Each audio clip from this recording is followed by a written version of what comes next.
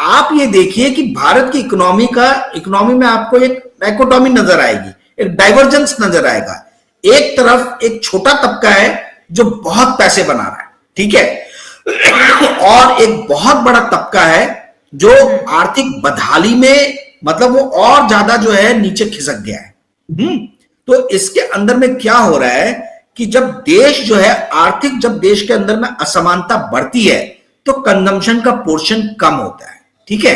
तो वो कंजम्पशन का पोर्शन हम कम होते हुए देख रहे हैं, और इसी कारण से हम ये देख रहे हैं कि 1500 रुपए की लाडली बहना और लाडला भाव जैसी योजना जो है वो हर राज्य अपने अपने नोमेनक्लेचर, अपने अपने स्वरूप में लेके आ रहा है, क्योंकि उनको पता है कि उस राज्य के अंदर में अधिकतर आबादी ऐसी है जो अपना भरण पोषण तक नहीं कर पा रही है, ठीक है। परंतु एक छोटा तबका जो है वो बहुत मलाई खा रहा है।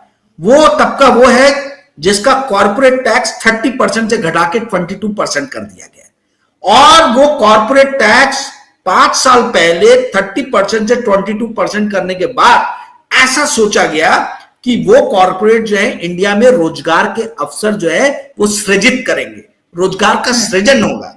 किंतु रोजगार का सृजन होने के बदले हमने देखा कि इन्वेस्टमेंट और कम होता चला गया, ठीक है। और हमने ये देखा कि ये पैसा जो है ये रियल इकोनॉमी में ना लगने के बदले, प्रोडक्टिव इकोनॉमी में ना लगने के बदले ये पेपर इकोनॉमी में लगा, फाइनेंशियल इकोनॉमी में लगा। उसी के कारण क्या हो रहा है कि स्टॉक मार्केट ऊपर जा रहा है।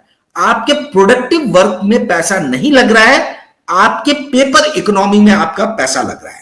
तो इस कारण से हम देख रहे हैं कि जिन जिन लोगों की कंपनीज हैं उनका मार्केट कैप और बढ़ता जा रहा है, उनका वैल्यूएशन और बढ़ता चला जा रहा है, तो आर्थिक असमानता और बढ़ रही है, ठीक है। किसी भी राष्ट्र में जब भी आर्थिक असमानता बढ़ती है तो पॉलिटिकल इंस्टेबिलिटी आती ही आती है, भले 1 साल बाद आए, भले 2 साल बाद आए, भले 5 साल बाद आए, बट ये होना ही होना है। अगर डेमोक्रेटिक कंट्री है तो, चाइना जैसी कंट्री रही तो बात अलग है, परंतु जब भी इकोनॉमी के अंदर में इनकम इंस्टेबिलिटी आती है तो वो पॉलिटिकल इंस्टेबिलिटी भी लेके आती है।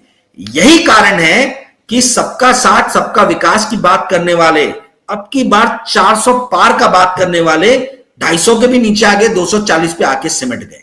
तो आप ये समझिए कि जो कुछ भी कहा जा रहा है कि नरेंद्र मोदी के टाइम में बहुत आर्थिक उन्नति और प्रगति हुई है, मैं मानता हूं आर्थिक उन्नति और प्रगति हुई है, पर बहुत एक छोटे तबके के लिए हुई है।